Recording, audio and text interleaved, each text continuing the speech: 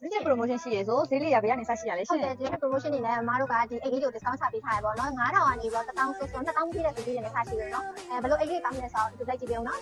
အပြင်သွားရင်လည်းပေါ့ပါလဲလို့ရတယ်ဒီလိုမျိုး crop back ပေါ့နော်ဂျင်းချီတာအိတ်လေးလည်း9000ဈေးနဲ့ရနေပါပြီရှင့်ကာလာလေးရေးပြပေးမယ်နော်ဒီကောင်လေး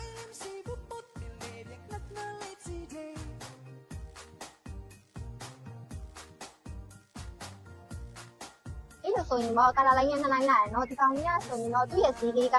1500ပဲရှိတယ်သူကအတွင်းကန်လေးလည်းပါပြီးတော့ဒီလိုကျိုးရှည်လေးလည်းပါပေါ့နော်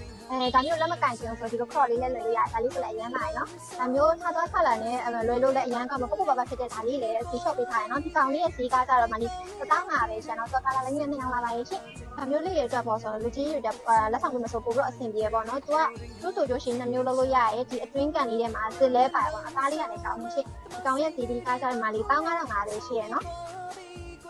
လာလဲကုန်တော့မှာဆိုတော့ဒီလိုငွေနဲ့အကန့်ရင်ဆိုအိတ်လေးလေနော်ဒီတောင်းချပေးထားပါရဲ့ဒီကောင်လေးတွေအစီအကဒီလိုတစ်လုံးမှာ8500ပဲရှင်နော်ကာလာလိုင်းရဲ့400ပါရဲ့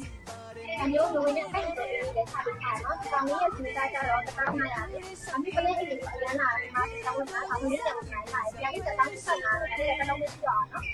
ဒီကောင်လေးကကာလာလိုင်းတရားဝင်လာတော့ဒီကောင်လေးကြတော့1500ပဲဒီကျိုးရှိပြီးဒီလေးဆိုပြီးတော့အရင်ကိုစစ်စရာကောင်းတော့ပေါ့နော်ဒီကောင်လေးဆိုဒီလေးနဲ့ကန်တယ်